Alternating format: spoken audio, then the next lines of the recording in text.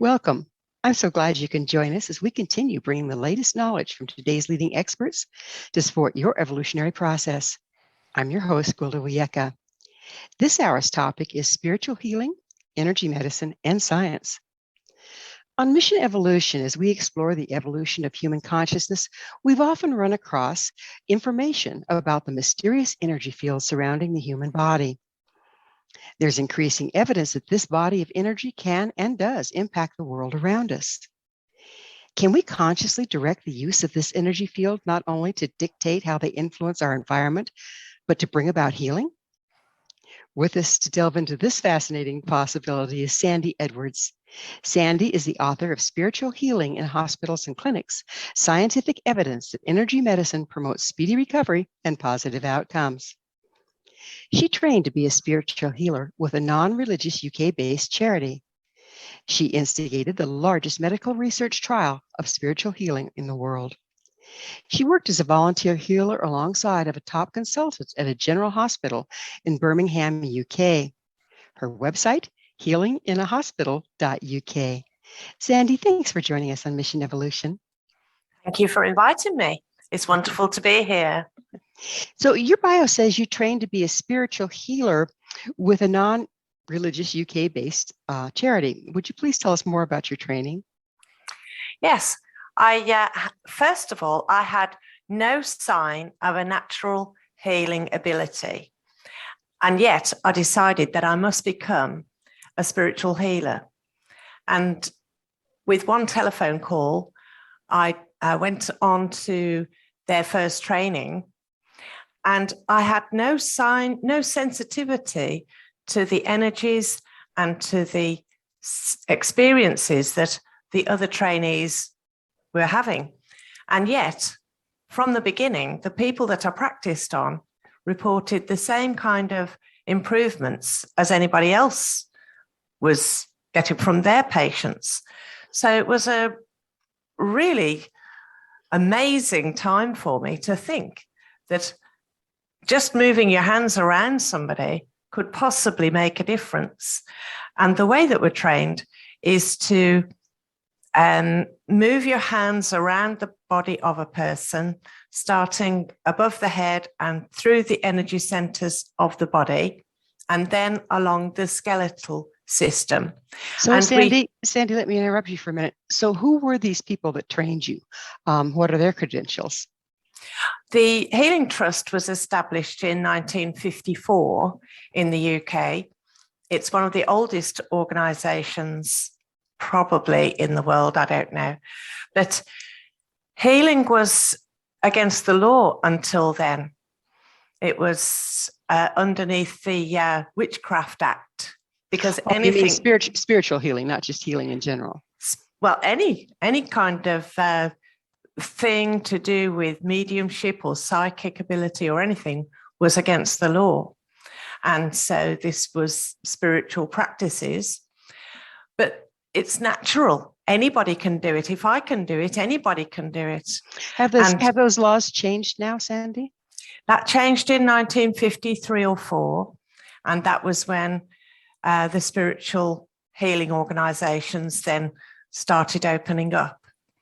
And so this is the oldest and probably the largest around. And initially, it invited anybody. But over time, it was found that it was necessary to have proper training standards. And so now, and for many years, with the Healing Trust, it has been a case of the trainers are accredited by the Healing Trust. They have to meet many different standards to become tutors. And as trainees, there's a minimum training period of 2 years. That may have changed, might have reduced a little since my training. That I trained in 1998. So in that time, some things may have changed. But it's minimum training period of 2 years back then. And it won't be much less now. But there's accredited tutors, a national curriculum, code of conduct, disciplinary procedures. It's to professional standards. And I like that idea because then it can be used anywhere So you say that you have no sign of natural healing ability. What drew you to want to be a spiritual healer? What prompted you? I had been looking for a way to resolve psoriasis, embarrassing, flaky, itchy skin complaint on the scalp. And it had been with me since teens. And the only thing you can have from conventional medication is steroid cream, which I didn't want. And that's not pretty in your hair. So I was looking then at complementary therapies, tried everything. And eventually someone said I should be a healer because spiritual energy was within me that wasn't being used in a productive way. So by me being a healer, it would use that energy in a useful, beneficial way for myself and others. Wonderful. So we'll get more into this mysterious energy that we keep running across a little bit later in the interview. But for now, you worked as a volunteer healer alongside a top consultant at a general hospital in the UK. At which hospital, and who was the consultant? Well, when I qualified to be a healer, it occurred to me that it would be good to have a voluntary healing group near to where I live. There are lots of them dotted around the UK and maybe other countries, but the more the better, I thought. So I applied for a lottery grant that had never been done before to open up a voluntary healing group, and I was successful. So that was in 2000.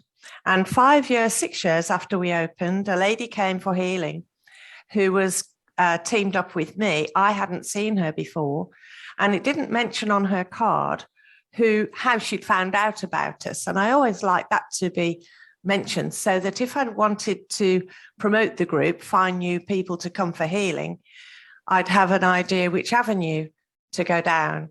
So I asked how she found out about us, and I was amazed that she'd been sent by her consultant at the hospital. So I found out who he was and wrote him a letter offering to give healing free of charge to his patients at the hospital. So, of course, I mentioned all of those professional standards we adhere to, and also that we don't prescribe, we don't diagnose, we don't manipulate. There's nothing we could do that could harm his patients. And also, I mentioned 2 healers in the organisation who were paid employees as healers in hospitals in Britain, one in London. So who was he and which hospital? His name was Dr. Sukhdev Singh, gastroenterology physician at Good Hope Hospital in Birmingham, UK. That's a state hospital, big hospital. And he was always on the lookout for ways to help his patients, because not all patients could be helped by medical means. Yeah, that makes perfect sense, doesn't it? So what is, here we go into energy medicine. What is energy medicine exactly? I don't think anybody really knows what it is. And even if they do think they do, it's not possible probably to prove it. And the research trial that came from the work I did at the hospital wasn't interested in the mechanics. It was interested in whether it helped people. And it's the same for me using a television. I don't know how it works. I just know that it does. So I'm happy to use it. So I don't know really, but the way that I work and the way that we're trained is to hook into what we think is the energy of the universe. So the power of the earth and the power of the heavens above coming through us and being channeled through to the patient. Whether So, that's Sandy, true, I don't know. How do you hook into that? The way I imagine is that there are roots growing from our feet, golden roots of light that are driving deep into the core's earth and pulling up, just not pulling in a forceful way, but that the energy from the earth comes up through my body and out through my head and around, creating a cocoon of golden white light. And then equally from the heavens coming down, so that there's what I think of as female energy from the earth and Mother Earth, and male energy from the cosmos. So I'm standing in a column of light, feeling as joyful as I possibly can, and then making contact with whoever I'm working with. And we don't have to touch anybody even. We're trained not to touch, actually, but I prefer to work with touch. It sounds like you're using the electromagnetic field, which is scientifically proven, that surrounds the human body, and through your consciousness and your intent, tuning in with something larger. Does that sound right to you? It feels absolutely correct to me. And I think it must be the passion behind the intent for the healing of others that has the beneficial effect, partly. So if you're not in a good way, that's going to pollute the energy that you're bringing through. Is this correct? We work, healers are encouraged. I'm sorry, I wasn't watching the time. We have to go for a break, and I want to answer that question on the other side of a quick commercial break. Sandy and I will return shortly, so don't go away. This is Mission Evolution. For more information or to listen to past archived episodes, visit www.missionevolution.org.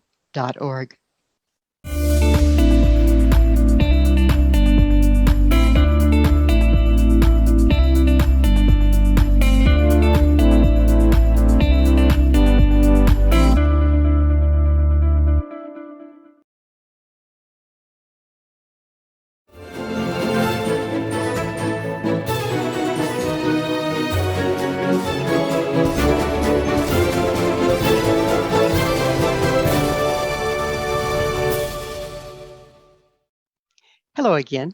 This is Mission Evolution, missionevolution.org. We're dedicated to unification and evolution of consciousness. With us this hour discussing the viability of spiritual healing is Sandy Edwards. Her website, healinginahospital.uk. Sandy, I so rudely interrupted you trying to explain. Would you continue with our conversation? Yes, I was about to say that it really is important for a healer to be as healthy as they possibly can be in mind, body, and emotions. And it's definitely a work in progress for anyone to keep as positive as they can, no matter what is occurring in their life. And I must say I'm blessed with good health. So being able to set aside any angst you happen to be coming to the session with, that's a real skill. Do they teach that in the school? It is something that is very much focused on for us to self-heal as well as eat well and sleep well. And I did have problems with sleeping through stress, and I therefore developed a CD that's to help people sleep well and get well while they sleep. And that's on my website to download by anybody. So if the practitioner has to first be in decent shape themselves, does that mean that you have to kind of stay in process, always work with your own emotions and what comes up for you in order to be an effective healer? Yes, I think it's really important. I think it is paramount for a healer. You need to lead by example, and people suffer with so many different things, whether it's relationships or physical problems, emotions, the way they're thinking, depression. There's so many different ways that people can suffer. And if we can lead by example by focusing on the good in our lives and keeping our minds focused on the positive, those emotions only come as a result of our thoughts. So our thoughts are where it matters. That's, I think, the primary. So does spiritual healing differ from faith healing? And if so, how? Faith healing is where you have to have faith in whatever it is that you're being treated with. And I have to point out that working at the hospitals particularly, so many highly skeptical people there. They didn't look for healing. It was that Dr. Singh suggested to them that they might like to try a healing session with me. And my room was only next door to his. It was easy for them to just take those 10 steps around the corner. Didn't cost them anything. It was recommended by a top consultant. They had no reason to say no, and people don't like to say no. And some people told me point blank that they didn't need healing. It wasn't going to do them any good. All they needed was more medication. But after 20 minutes, which is all it takes for a healing session, they had a different thing to say. It was delightful. I love it when people are skeptical. I don't love it because it's a competition or anything, just that they've been able to open their heart and their mind to a new way. And it does make sense that there's more than one science going on in the same space. We all know about Newtonian physics. That's all about what we can see, feel, hear. But quantum physics exists as well. Quantum physicists know that that exists. It's behaving in a completely different way. And that is happening, has to be, in the exact same space. So I think the work we're doing is in the quantum fields. That's my view. And it helps me keep positive. So the techniques that you've learned help you direct the quantum field to affect a change in your client? I believe that by generating the most joy and abundance and feel-good factor in my own self, I'm like a tuning fork. When you have a tuning fork that you strike, another one that's at rest, that hasn't been touched, in the same room, it will pick up the vibration from the air and sound the same note. So I think that is what we're doing.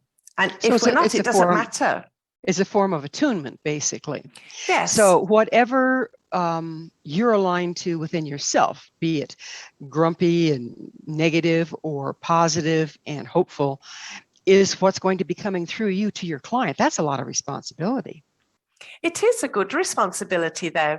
And I think it's so great for us to keep focused, have that responsibility. And the more responsibility, the more health you have, the more responsibilities you end up having, actually. So the more healthy we are, the more healthy I can be, the better it is for me and for everyone around me. Even if I couldn't focus on it for my own good, I can focus on all these positive things for the good of my children and for eventually maybe their children, who knows. But getting that motivation to really be powerfully charged for positive intention, for this moment now. This moment now is the only moment there is. The past is gone. The future never arrives. You can't be living in the past. You can't be living in the past, and you can't be alive in the future. So, only now has life. So what you're saying there, if I'm correct, is that you have to be present in the moment to do the work effectively. Otherwise, yes, you're not available to channel the energy. I think so. I think so. And because I'm so positively intent on that, I feel magnificent during doing a healing session. Yeah, so I was it's going a win-win. I was going to ask you that. Does not the same energy that you're channeling through you impact you as well? Absolutely. It would be like having a water coming through the tap. The tap delivers the water, but by doing so, the pipes and the tap inside become wet as well. So I think, yes, it's a win-win.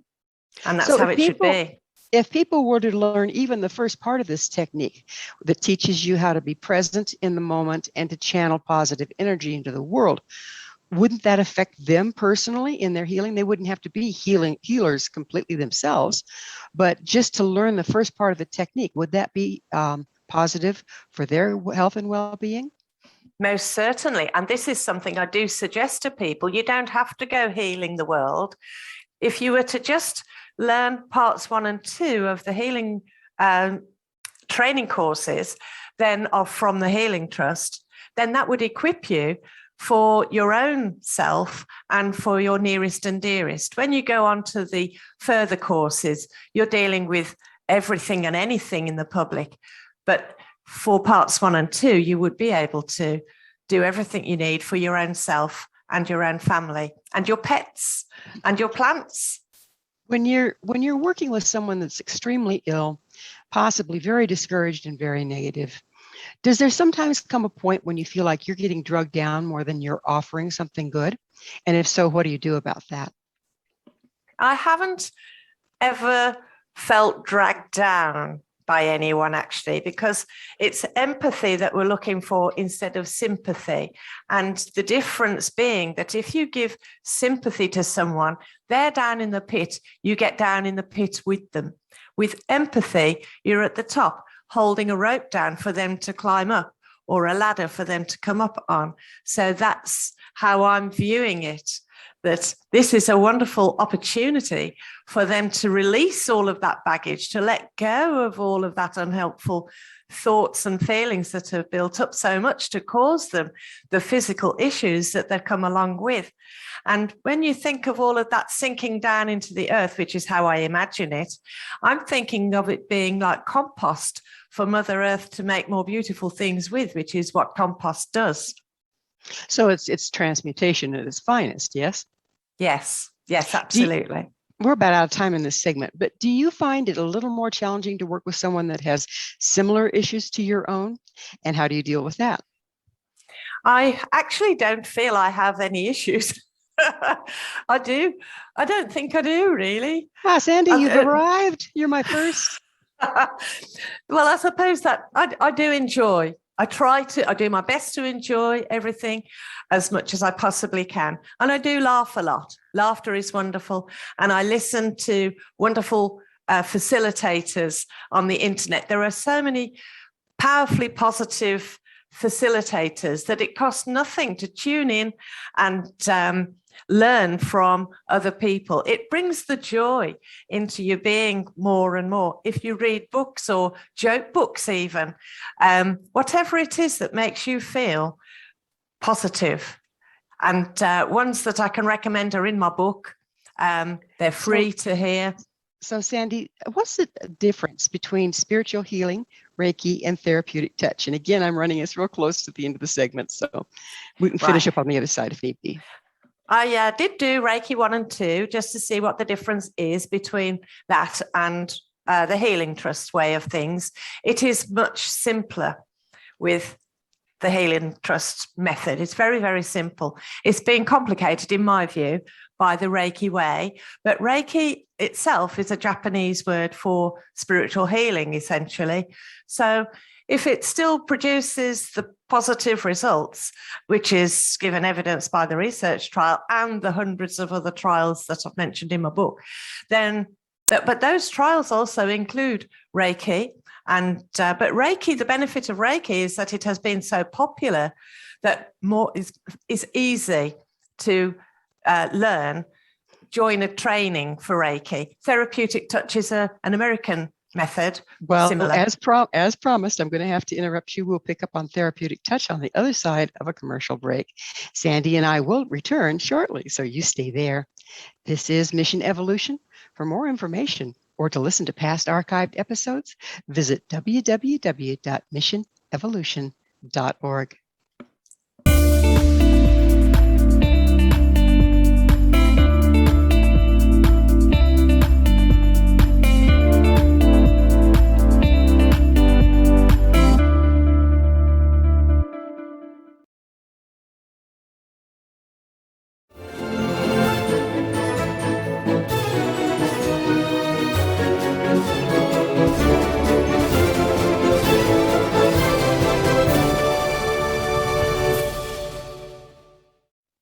Welcome back. This is Mission Evolution, missionevolution.org. Our guest this hour is Sandy Edwards. We're speaking about energy medicine. Her website, healinginahospital.uk. Sandy, we were getting into the other forms of healing and comparing them to the healing that you've been talking about. We just got done talking about Reiki, and you were going into therapeutic touch. Would you continue, please? I haven't read much about therapeutic touch, and my small amount of delving into it suggests that it does include psychic ability and maybe even mediumship. And in our training, we don't do any of that. It is wonderful. I'm sure it is very helpful to have those qualities, those gifts, but I've not been interested in developing those.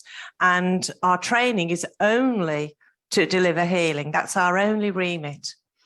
And the way I think is I don't want to know anybody else's business anyway. So if someone is troubled by something and then they have to tell me about it, they're having to remember it. And I can't see that that helps them particularly. I'm not saying that happens with therapeutic touch. All I'm saying that the way we do things, we don't need to know what the matter is with somebody at all. We just do the healing, the whole body. Even if someone comes with a poorly hand, we don't just do the hand, we do the whole body every time. And we might focus on the hand later on. But do you find that the body has an intelligence of its own when it comes to moving this energy, that it'll take the energy you're offering to where it needs it the most?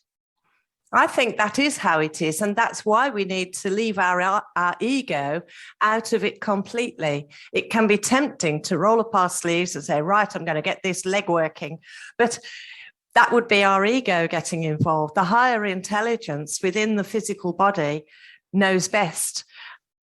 Something else knows better than we do.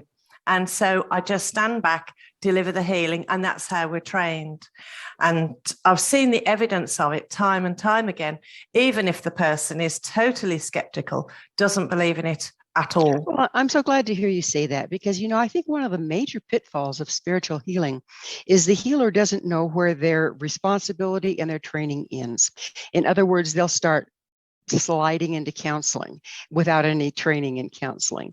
And it's easy to do because you're talking to a person about their stuff, getting them ready to have a healing. And it's so difficult to stay out of that arena. And so if you have that attitude of, I just move this energy, your body knows what to do with it, I don't have to know, that really takes you off the hot seat and protects you from sliding into an arena that you aren't trained for. Is that part of the purpose there? I agree that counselling takes years to train for, and it takes a long time to have an effect. And then it's hit and miss whether it does work or not. There's research to show the outcomes of that. Anyway, I leave that. Back to not having to ask someone what their trouble is. Some people are ashamed of their past or the things that they've done or what caused them to have this physical issue. And they don't want to divulge that information. It's not my job to know it. And my bedside manner actually is hopeless, and they wouldn't want me to have a conversation with them particularly. My bedside manner is more like get a grip and pull yourself together. So it's much better that I don't get involved in conversation. So let's back up a little bit. How long has spiritual healing been around? What's the history of it? Are you aware? Thousands of years. If you were to take the most well-known healer, the most famous of all would have to be Jesus. And he taught by he led by, any great leader leads by example.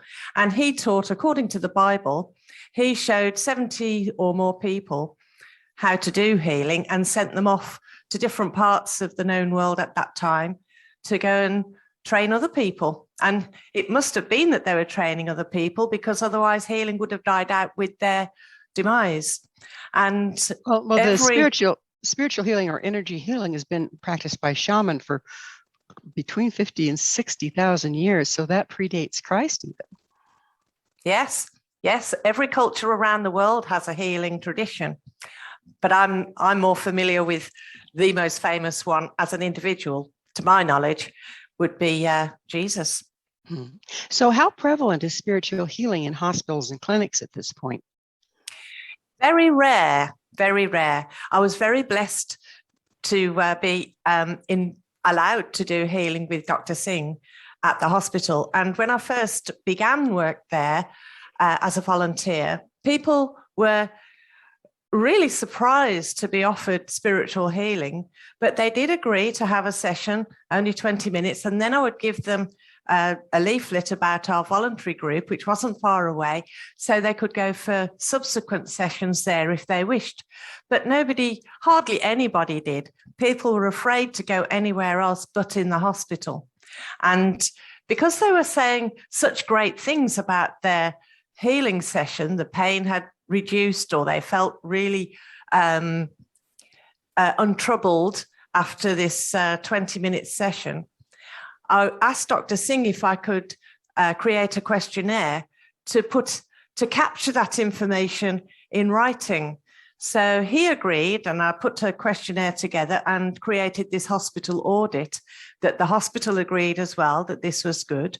So by auditing what these people were saying, it was evident that most people were not only benefiting in that 20 minutes, but 1 week later, they were still retaining benefit far and above what they would have expected. In fact, one boy, Dr. Singh doesn't normally see children, but he was asked by a pediatrician to look at this young man who'd been ill for a very long time, very intelligent boy, but he wasn't able to go to school. He loved school, but he was in such pain with his stomach. He said it felt like it was on fire and the fire was coming up through his body.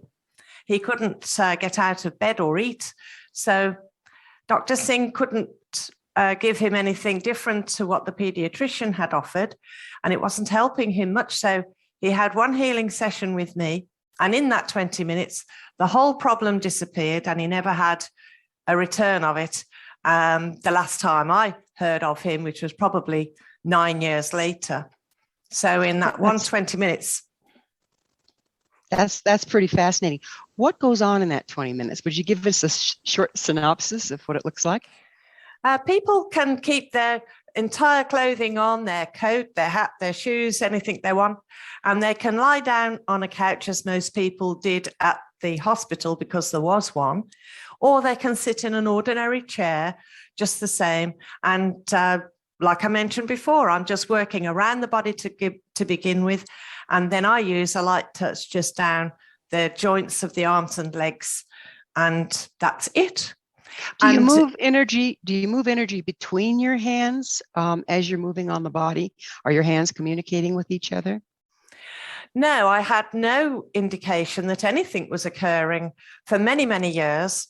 And other healers, especially people training, have been surprised that I would have no sense of what's happening to anybody. No images, no signs in my hands, nothing, until many years later. And then what was happening was when I took my hands away from someone, my fingernails would click sometimes, an audible click. And I would take that as a meaning that I should go back to that part of the body until it was not clicking anymore. And I had confirmation that what I was thinking was correct when an elderly gentleman came for healing at the voluntary group. He'd never had any such thing before. His wife accompanied him, and unusually, she sat next to us while I was working every time. And when I took my hands away, his eyes were closed, but when I took my hands away and my fingernails clicked, he was aware of brilliant light behind his closed eyelids, brilliant light.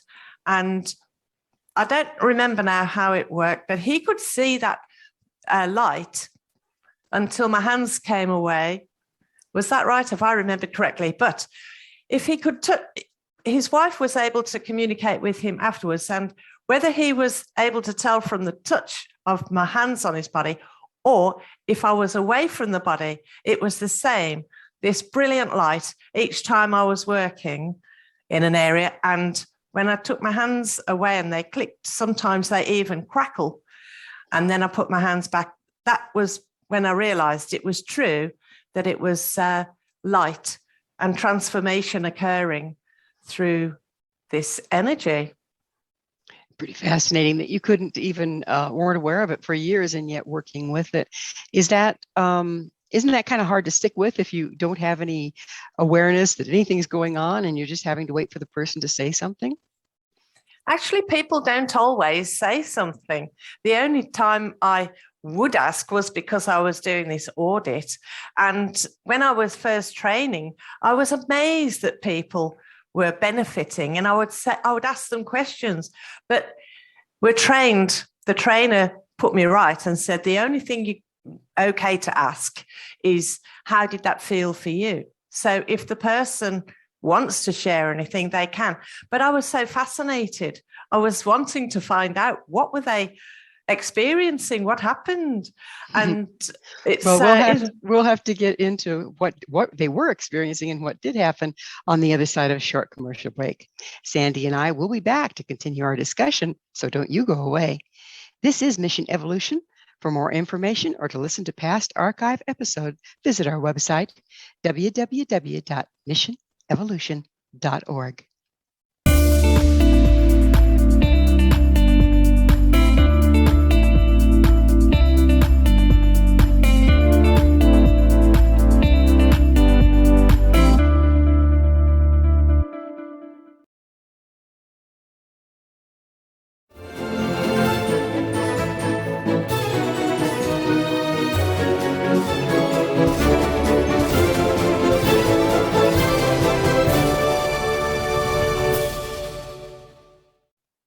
Welcome back. This is Mission Evolution, bringing together gifted people of service to the world. This hour, we're sharing thoughts with Sandy Edwards. Her website, healinginhospital.uk. Sandy, we were talking about the effect people were experiencing from the work and were willing to share with you. And what were the most common effects outside of, improving how they felt, but like the light shining or this or that, where they were getting actual evidence that something was going on? The deep sense of peace and tranquility was an overriding factor at the hospital. The way that I believe people feel ill and have symptoms, disorders, is because they're stressed or worried. It's the mental activity that's negative that's working to create the physical dis-ease. And that's where we get the word dis-ease. So bringing home that sense of deep peace and ease is a primary thing that people notice. But pain relief results from that. There's research to show that I was thinking that when people stop feeling pain, then they feel uplifted. But actually, it's the other way about. People feel uplifted, then don't have the pain that they've been suffering with. So it's well worth learning to be joyful, laugh as much as you can. And those facilitators that I mentioned on the internet are very useful for those kind of elements. So you instigated a research trial of spiritual healing. Tell us about the research trial. What was that? The timing was amazing because just a few weeks after I began work at the hospital, I'd started working with this audit, so the hospital audit. And I started work in the September. And let's back up a little bit. What is a hospital audit? The audit was the questionnaire that I put together that gathered the information that the patients were benefiting from this 20-minute session. And okay, also, so the evidence is objective. Yes, that was the hospital audit that just I was doing. And a couple of months after I started doing that, there was an announcement by the National Lottery that they were offering research money for grants, research that would be difficult to get money for, and that definitely would tick the box for spiritual healing, and for projects that would help people. And my audit now proved or gave evidence that it would help people, tick that box as well, and also that people wanted. And one of the last questions on my audit was, if we were able to offer a series of healing sessions here at the hospital, would you be interested? And the majority said yes.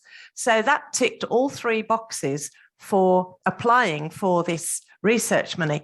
It had never been offered before by the lottery, and it has never been offered since. They said they would never do this again. So the timing is amazing. Why weren't they ever going to do it again? I don't know. I don't know why not, but they did say so. And so did it have anything to do with you or your subject matter, or just they weren't going to do the audit anymore? The audit was something I was doing.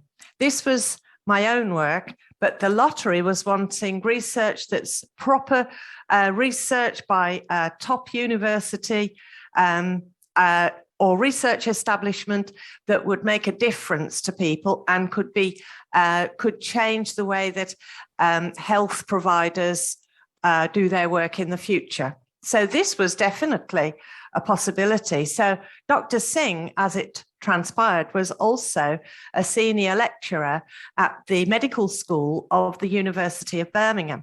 And the University of Birmingham in England is a Russell University. A Russell Group university is the same as the Ivy League in the States. So it's the cream of universities. And he convinced them to get on board with this and the other parties that were necessary to make an application. And despite the massive amount of competition for this research money, we got it, £205,000. And it meant that we were able to recruit 200 hospital patients who'd been sick for a very long time with diseases or a syndrome that they're not able to offer a conventional cure for. Traditional medicine cannot cure these conditions. And they'd been suffering for a long time. 100 people with irritable bowel syndrome, that affects 10% of the population in the UK. And the other 100 were inflammatory bowel disease people, that affects 0.1% of the UK population. So and they're debilitating. When all was said and done, was there medical evidence of the effect of the spiritual healing? Yes, this research involved 3 major questionnaires for each of those patients, and there was a quantitative research using those questionnaires, and there was also a qualitative study. So there's 2 research papers that came out of this, as I say, from a top university in the UK, which is going to be Russell Group. It's going to be cream of the world's universities. In that case, Ivy League and Russell Group are up there. And so you not only had in evidence by the time the study was done what the patients had said themselves, but also the patients had been examined by medical professionals and the difference was shown as a result of the healing? No, these are questionnaires. They're completed by the patients, and it was the main focus was whether adding spiritual healing to conventional treatment, their normal conventional treatment, improved people's lives, and it most definitely did. It did by the forms you were having them fill out, but there wasn't any medical evidence that came up in the study. Is that correct? This is the medical evidence, because the patients knew that they've got fewer symptoms. By medical evidence, I mean they do an MRI, they do this, they do that. They have empirical medical studies that have shown that there is a physical difference in the person rather than just subjective as to how the person feels. Yes, that's true. There were 100 people with IBS of different intensities, and also of the colitis and the Crohn's people, different intensities of all of them. It's across the board. But the number of people, that's the biggest trial there can be, I would imagine. It is the biggest there is. And who's going to pay for another one?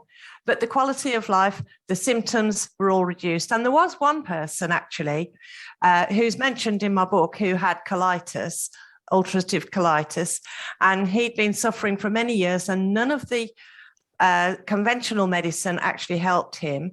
He had 5 sessions on the research trial, and by chance, and those were all with me as it turned out, there were different healers involved in the trial, and by chance he had another 5 sessions with me after the trial, way after the trial had finished. And then, being of an particular age, he didn't have to, but he was invited to have a test for the colon. And through having that investigation, he did have medical confirmation that he no longer had ulcerative colitis. You never get rid of it. Yeah, that's known. You never get rid of it. It did for him. That's impressive. Yes. So, Sandy, what is your vision for the future of spiritual healing? What I would love to see is spiritual healing being offered as the norm in any hospital or any GP surgery. A surgery is what we say in England, but it's the doctor's office in the States. So at any doctor's place where he works and in hospitals, I would love to see spiritual healing being offered as a norm, so that people have the confidence to be able to try it. What's the harm? There were, out of all of those people that I saw at the hospital and the ones on the trial, nobody had an adverse effect. So it's completely safe. And by training properly, people can be natural healers, but it's really important to train properly. So you're not using your own energies, that you're not getting your own ego involved, and that you're doing it the most effective, safe way possible. Well, Sandy, unfortunately, we're about out of time. What is your mission? My mission is to bring the awareness of this research to everybody so that we can make healing available at home, people giving healing to their own selves and to their loved ones. And because we do that, it improves society as a whole. It improves the world as a whole. It's only win, win, and win. Positive mental attitude brings about positive physical, and then out in the world. Yeah, it sounds like bringing that light into the world isn't going to hurt anything either. Absolutely. There are no ill effects from healing, that's for sure, done the right way. Well, Sandy, it's been a real pleasure spending time with you, and very interesting study. Thank you for coming on the show and sharing it with us. Thank you very much indeed for inviting me. It's been a real pleasure. Thank you. You bet. Our guest this hour has been Sandy Edwards, the author of Spiritual Healing in Hospitals and Clinics, Scientific Evidence that Energy Medicine Promotes Speedy Recovery and Positive Outcomes. Her website, healinginahospital.uk. This has been Mission Evolution with Gwilda Wiyaka. For more information or to listen to past archived episodes, visit www.missionevolution.org. Be sure to join us next time as this mission continues, bringing information, resources, and support to our evolving world.